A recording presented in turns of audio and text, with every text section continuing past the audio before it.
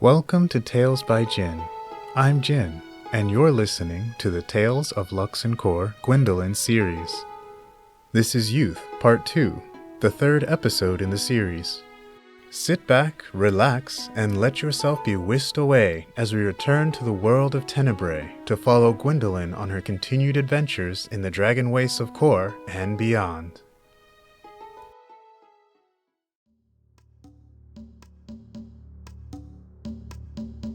The air of the Dragon Wastes crackled with electricity, though the current charge came not from above, but below. The kobolds of Gwyndolyn's clan, her included, had gathered in a large semicircle around the gaping mouth of the shaman's personal cave. They all, apart from Gwyn of course, buzzed with excitement.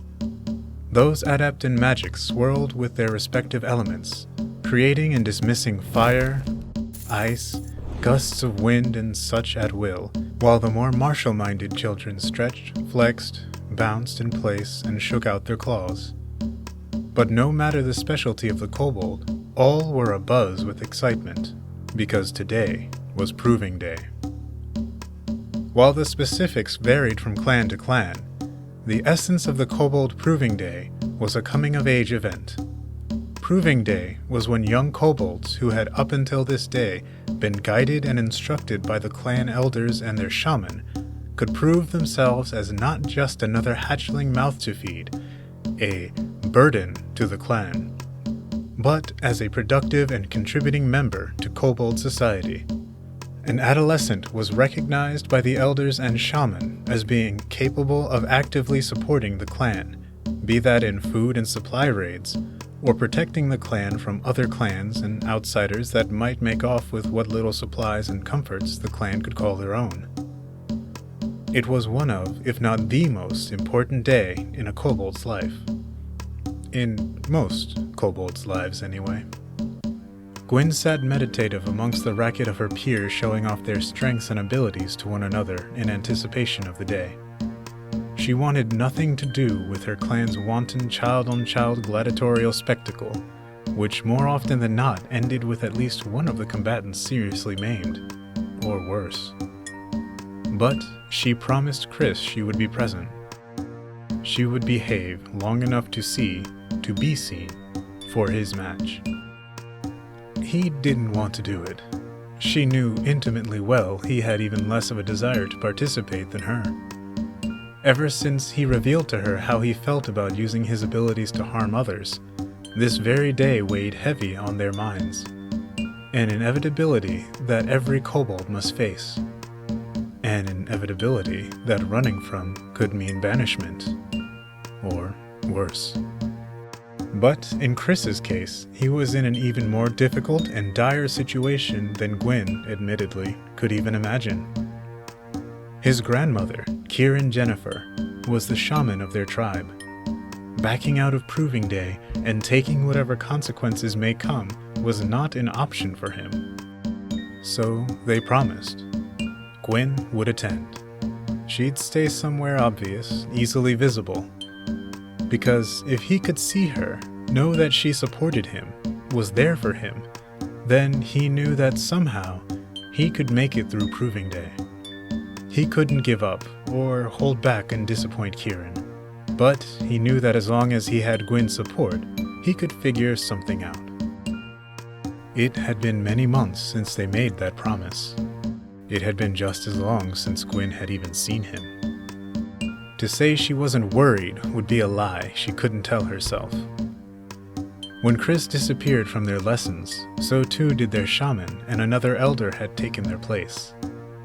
Neither Chris nor Kieran had been seen since, though some say they heard things from the shaman's cave after some time. Strange things. Things Gwyn could not verify for herself because of the reputation she had garnered for herself as a problem prevented her from getting anywhere near anything the clan considered important, the shaman's personal cave chief among them. Those months without Chris to shackle her for her disruptive disobedience had passed mostly without incident, much to the chagrin of the elder that had taken over her group.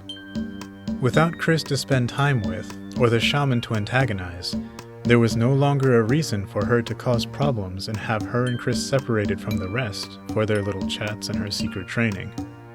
Of course, she didn't actively participate in the lessons either, but her instructor and groupmates much preferred the apathetic Gwyndolyn to the actively disruptive one. It wasn't so much apathy as it was her worry for Chris screaming in her head, drowning out everything else. To the point that she too ended up looking forward to this proving day where all kobold youth gathered, even if her reasons were vastly different from the others. If he wasn't here today, well, there would be a spectacle all right. She would make sure of it. Thunder roared in the veiled sky above, and the kobolds below fell silent. The elders raised their claws to the sky and bowed their heads. Instinctively, obediently, the youth all followed suit. Except Gwyn. She watched as their cloaked shaman paced from the darkness of the cave they encircled, each step slow, deliberate. Each and every claw-clack on the stone beneath their exposed feet afforded space enough to echo through the reverent silence as its own entity. They came to the center of the semi-ring of kobolds and stopped. Drinking in the persistent silence, they raised their head with the same deliberate slowness as their walk, until the hood of their cloak fell back, revealing their snout pointed directly up at the sky. A blinding flash caused all the kobolds present to look away and shield their eyes, as lightning struck exactly where the shaman stood. Murmurs broke out as visibility returned and all present wondered at the state of the shaman. But as the dust kicked up by the strike cleared, those murmurs turned to excited whisperings. The shaman stood posed just as she was when the lightning struck, and beside them, a pale purple kobold with his paw in the air beneath a dome of crystal that still crackled with electricity as it dissolved away. Krystophyr. But something was wrong. This had to be Chris. No other kobold Gwyn knew could use crystal magic, much less to the level just displayed. But this Chris was not the kobold she spent so much time dodging lessons with. Her Chris was plump, soft, warm. This kobold was cold. Nothing but scales stretched over sinew and bone. Empty. Gwyn stood up, and the kobold's gaze snapped to hers. Recognition flashed in his eyes, and the corners of his mouth began to twitch up. But as Gwyn made to move, those hints of smile disappeared and she felt something snake around the middle claw of her left foot. A small loop of crystal anchored in the ground. Chris shook his head, then lowered it. Children of the Shadow Scale clan. Kieran's voice was low, but it rumbled through the air like distant thunder. Welcome to your proving day. As the shaman lowered their snout from the heavens, Chris raised his paws. Pillars of crystal rose beneath the elders on the outskirts, raising them above the youths to afford them a better view to judge the fights to come. Low, lattice-work crystal walls grew between those pillars, fencing in the youth from the rest of the world. There would be no running, no hiding. Every youth would prove their worth, or possibly die trying. Gwyn struggled to swallow the rage-tinged bile rising in her mouth. This is where Chris had been? She didn't know what had happened to him, but the results were clear. He looked like a completely different kobold in the worst way. Emaciated, lack of will, and those eyes. She knew Chris. That coldness, that was not him. That was not the Chris she knew. The one that cried on her, that confided in her, that cultivated kindness where there was none. This was not her friend. Her promised mate who would start a non-stupid clan with her. This was a shadow of Chris, forged in Kieran's image. She felt crystal tugging at her waist before she realized she was struggling against it. Her paws were frozen mid-claw in the direction of the shaman, and her thighs tensed against the crystal holding her back. But it was unbreakable as ever. Gwyn met with Chris's eyes again, and she mouthed a single word. Why? A single crystal tear fell from Chris's face. It dissolved to dust before it met the stone below. He shook his head once more. Not now. Gwyn huffed and let her arms fall. Once the crystal restraining her disintegrated, she dropped to her haunches and buried her snout in her knees.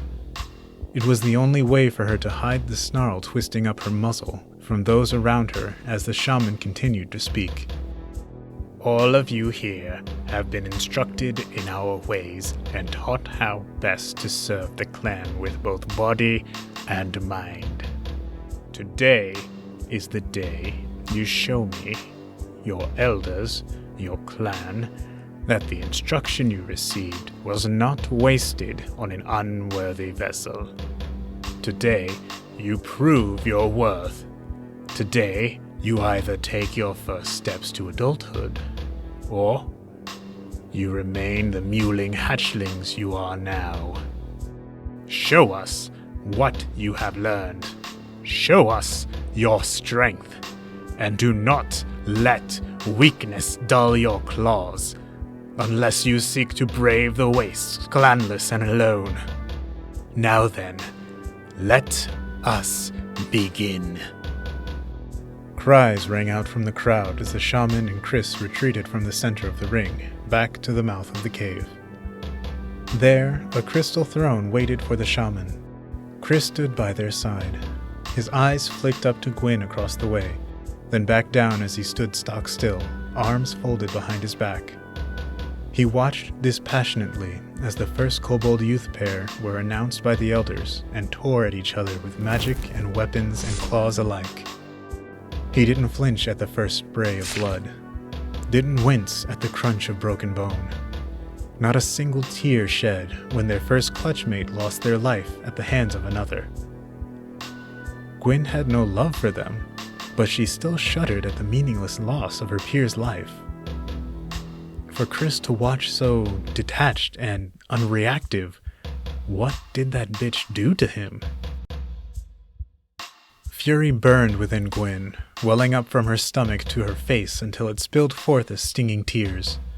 She buried her face in her thighs to keep those around her from noticing, but she could do nothing about the shakes. She could only hope they assumed she was racked with excitement for her eventual turn. They could never guess that the true source of her overflowing emotion in this moment was because she had decided to do something unthinkable. Something no kobold from hatchling to elder could ever consider, no matter how dire their situation. Something not even her parents dreamed of doing, as their only child was taken from them and they were left to starve by the rest of the clan. She was going to kill the shaman, Kieran Jennifer, a two-named kobold that earned their second name by killing the queen's brother. She choked a laugh through her tears, which then turned to hiccups in her knotted throat. Ha! Kill the shaman. She was crazy, but she knew that. She had to be. Everyone always made sure to remind her just how crazy she was, any chance they got. Every kobold looked forward to this day, and all she could think about was taking out all her anger and rage and fury on the adult that abused her only friend into the husk of himself that he was now. She knew how she'd do it too. She had to wait until they called her to duel with whatever unfortunate kobold came to face her, and then she'd one good kick to the chest. That was all she needed. With the legs she had built with the help of Krystophyr, there wasn't a creature alive that she couldn't shatter the chest of with a single strike. All she needed was the one shot, just one kick, and then she would watch as Kieran struggled for breath as her bone-pierced lungs filled with blood and each ragged breath drew her closer to Gwyndolyn. Her head shot up as she hastily wiped the tear stains on her snout. All eyes were on her. She looked about and realized the elders were all pointing towards the center of the arena. It was her turn. She shakily got to her feet, took a deep breath, and reminded herself that, stupid as this all was, she was here for Krys. She couldn't let him see her as any less than her best self. As much for him as for herself, Gwyn exhaled, then strode confidently towards the center of the arena, snout held high. Your opponent will be... Kieran rose from her crystal throne, paw raised. Show her what it means to be a kobold of the Shadowscale clan, Krystophyr. Gwyn's heart dropped into her tail. No, this was all wrong.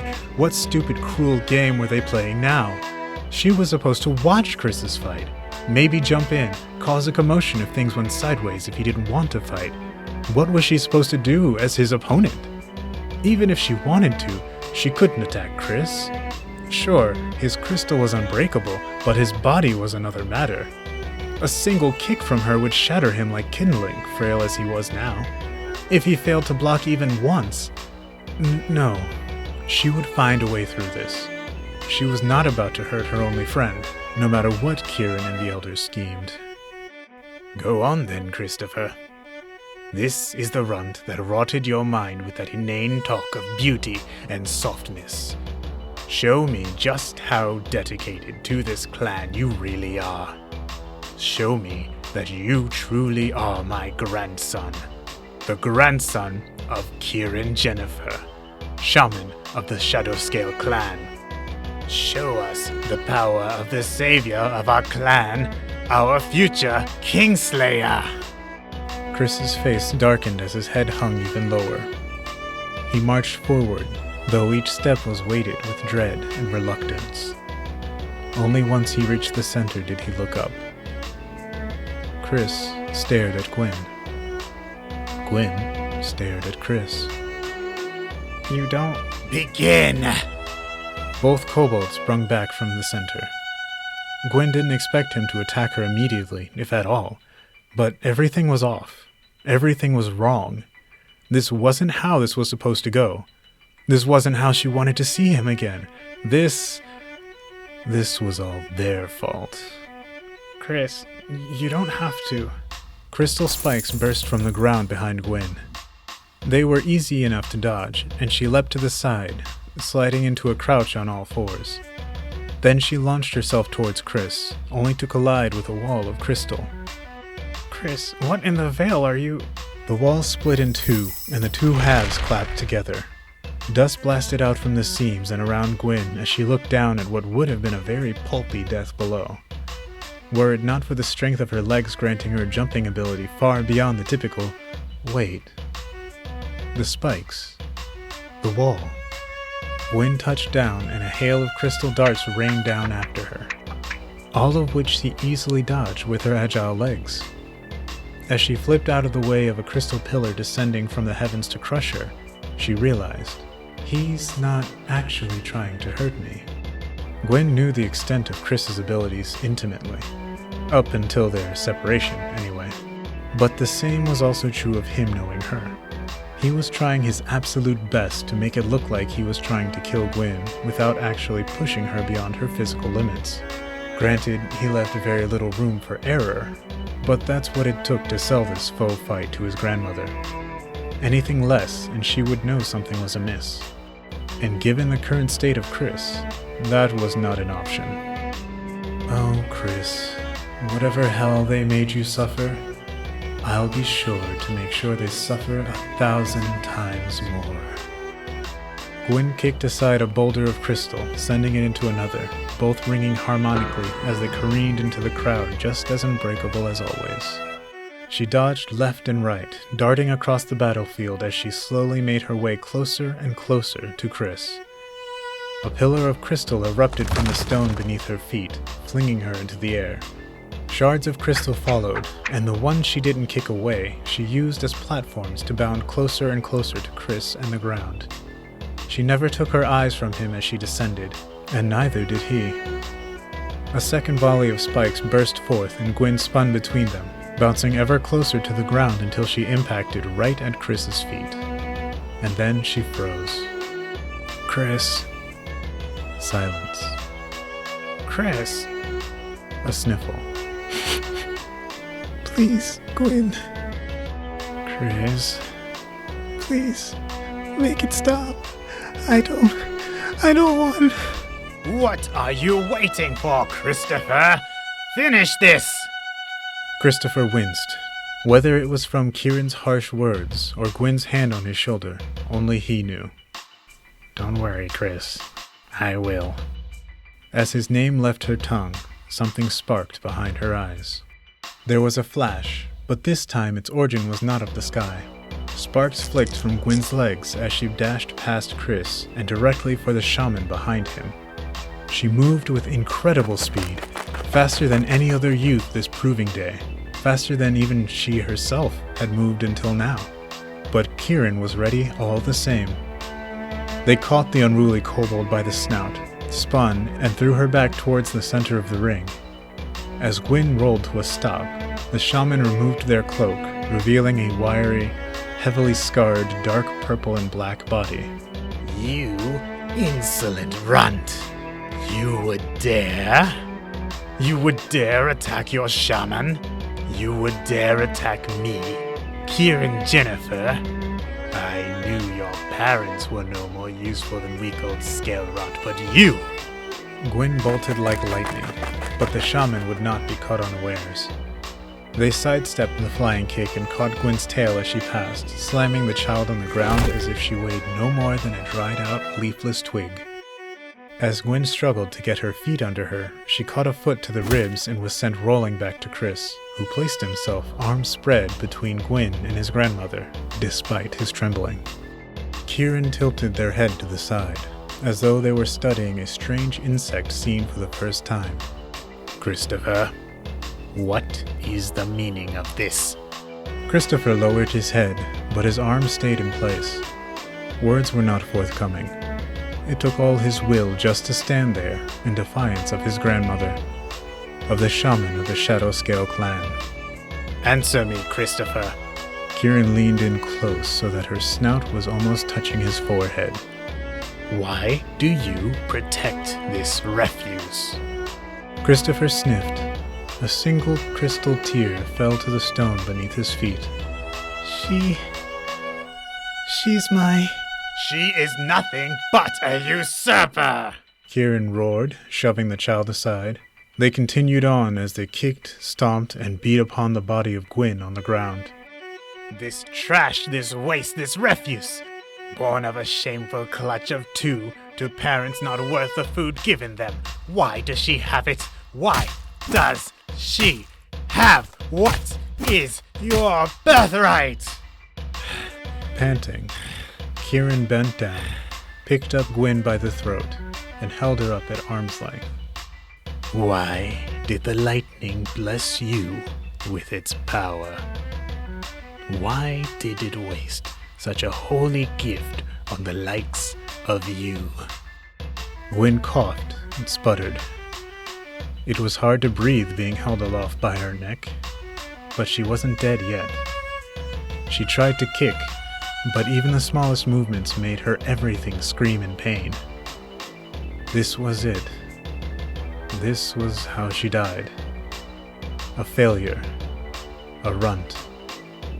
A useless pile of scales that couldn't even protect the one person that mattered to her. Put her down. Kieran slowly turned their head to look at Chris. He stood by them, clutching his side with two chunks of crystal hovering over his shoulders. Go back to the cave. I will deal with you later. I said put... Kieran's tail whipped around and cracked across Chris's jaw, sending him spinning to the floor. He did not get back up. Do you see what your influence has done? You take what should have been his, and then you rot his mind. I should have left you to wither away with your absolute waste of... Shut up about my parents. Oh, you still have the strength to talk. Kieran tightened their grip on Gwyn's throat. I'll fix that soon. I allowed you to live as long as you have because of the gift you carry. I had hoped that if the gift could not be transferred to Krystophyr, perhaps you might actually learn to utilize it for the betterment of the clan. But that, I realize now, was a grave mistake. Perhaps once your scales season the stones, another will be born with this, the ultimate blessing, the gift of lightning. But you are the furthest thing from worthy. Goodbye. As Kieran's grip tightened further, darkness crept up the corners of Gwyn's vision. Though she struggled, all her efforts were in vain. She, like everyone in the clan, knew her shaman was strong. Second names weren't just given to anyone. But this overwhelming power was beyond anything she could have imagined. She could do nothing. All the strength she had built was nothing in the face of this monstrous power. She had nothing left. There was nothing more she could do.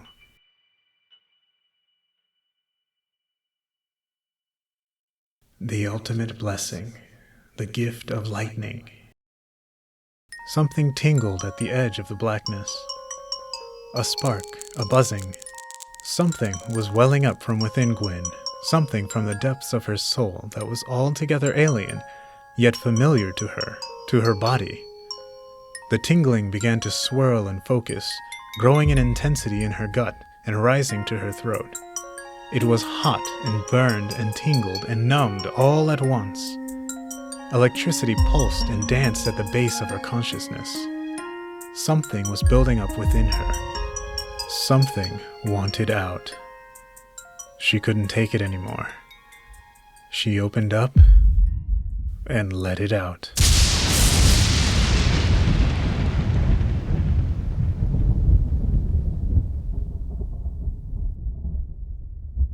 Gwyn was aware of a sudden bright flash and a roar of sound.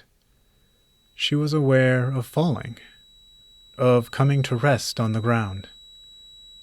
Everything was fuzzy. Her head rang, shouting, talons clacking here and there on the stone. One voice above all the rest. Then silence. Blinking cleared some of the fuzz from her head. She could make out the shaman. She wanted to stand, but her body wouldn't respond. All she could manage was to roll to her stomach and watch. Watch as the shaman bent and picked up an arm. Their arm, which appeared to no longer be attached to their body, which they handed to an elder before grabbing Chris by the tail and dragging him towards their cave. About halfway, they stopped. The shaman, Kieran Jennifer, looked over the shoulder of their missing arm and said 2 words. You pass.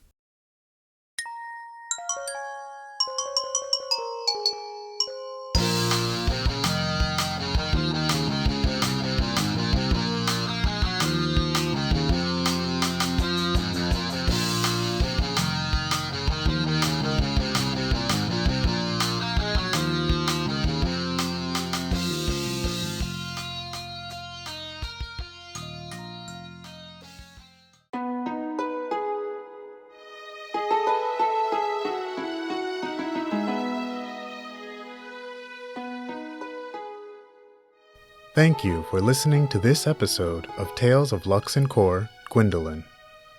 If you liked what you've heard, please be sure to like the video and leave a comment.